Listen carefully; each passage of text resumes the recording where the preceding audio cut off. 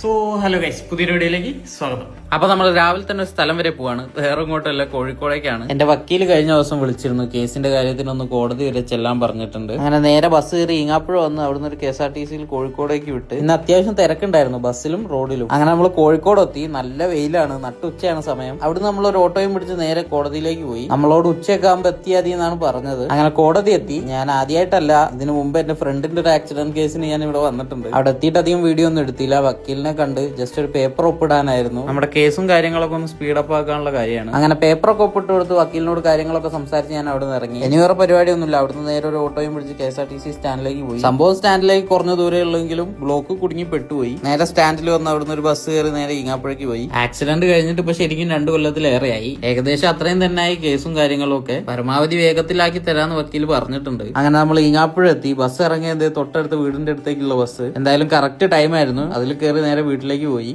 അപ്പൊ അത്രയുള്ള video. Bye guys.